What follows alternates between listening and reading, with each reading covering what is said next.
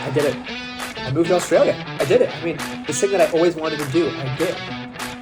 Awesome. Everything's gonna work out perfectly, right?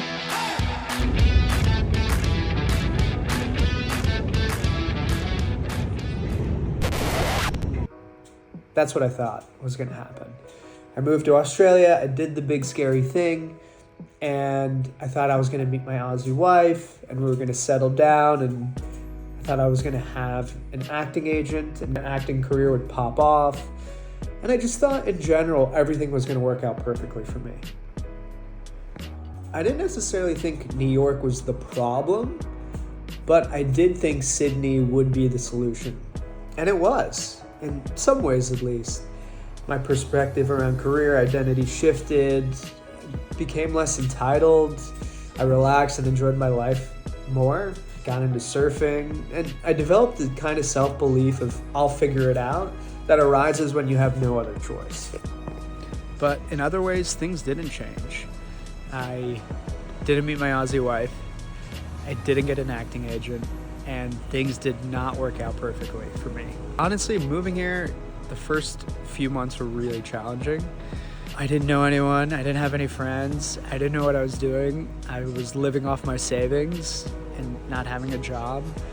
So you mix that in with almost turning 30 and having existential crises. Very nice, it was very good. Now, I gotta pause this. Now, that doesn't mean I didn't become a better actor or, meet some nice women in Sydney or just get a better idea of what I want out of life. But, one thing did become stunningly clear. It's so easy for me to believe almost everything I see on social media. You see, I believed that you needed to take a massive risk to live a cool, meaningful life, and that you needed to pursue your dreams loudly. But the truth is, at least what I've realized, is you don't need to take a massive risk to live a cool, meaningful life, unless that's something you want. You can pursue your dreams quietly, diligently, while working a 9 to 5, and it doesn't have to be a loud proclamation to the world. I've realized stability is underrated, and it took me not having stability to realize how I took it for granted. Now, I know this may sound obvious, but I think it's important to mention, because I'm making this video for my fellow dreamers and adventurers out there.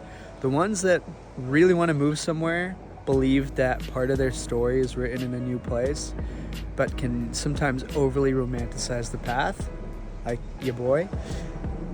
I'd say go for it, do it. Moving to Australia, moving to Sydney was one of the best things I've ever done, and I've learned so much about myself. But be wary of any stories you're telling yourself of, I should just be dating this person, or if only I had this job, or I lived in this place, then my life would be perfect. Social media can sometimes make it seem that way, and I fell for a lot of that myself, and only until losing a lot of it and leaving my old life was I able to realize how good it was and how much I took for granted. I guess the question is the grass greener down under? In some ways, yes. In other ways, no. New York or Sydney, wherever I go, there I am. The biggest thing I would say, it's okay to take a risk and have it not work out the way you thought it would. There's nothing wrong with that. There's no sense of failure in that. And if anything, you got a good adventure. So, yeah. Grass is a little greener down under. But then again, what do I really know? Maybe this is one of those things that you have to try, so you're not always thinking, what if the grass is actually greener down under?